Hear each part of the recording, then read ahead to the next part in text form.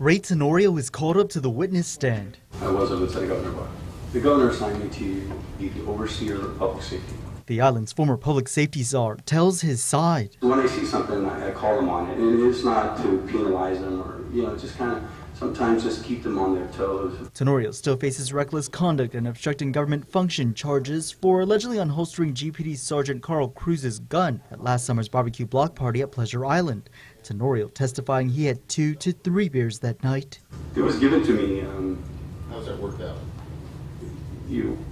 When you're in politics, generally people, especially at a barbecue block party or karaoke, which I go to many times for medical fundraisers, people will give you beer, generally, just out of courtesy, just be nice.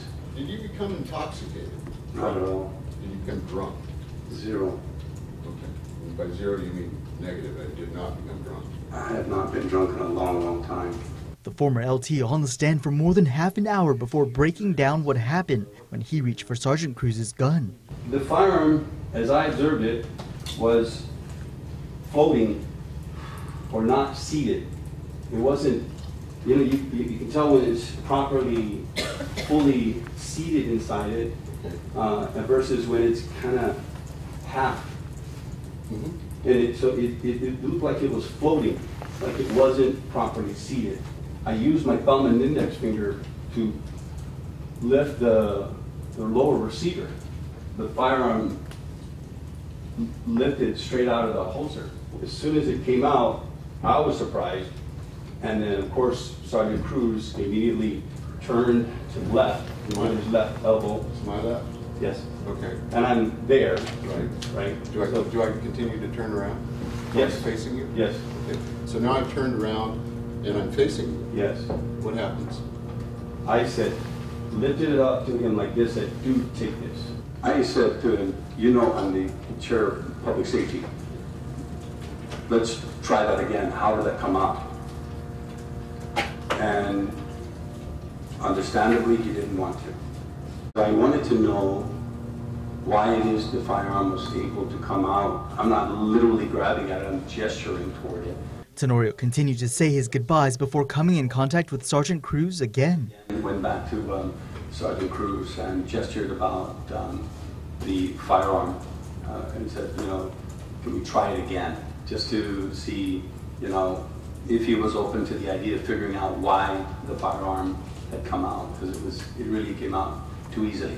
He pushed me back to keep me basically from gesturing toward his firearm. All right. And what happened? So I took a step back as he pushed me back and said something to the effect of, really going to go there?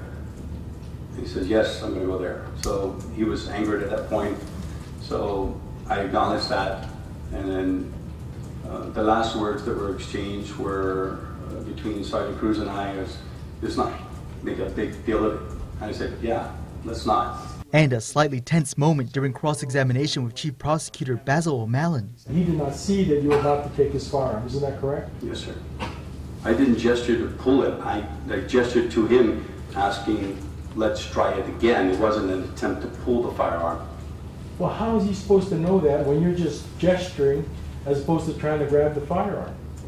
Because I was speaking to Sergeant Cruz face to face, asking him, let's try that again. It wasn't me grabbing toward the firearm. It was pointing, gesturing toward the firearm. But nowhere, and we testified that you told him secure your weapon. He had already reholstered it. I didn't need to secure it any further.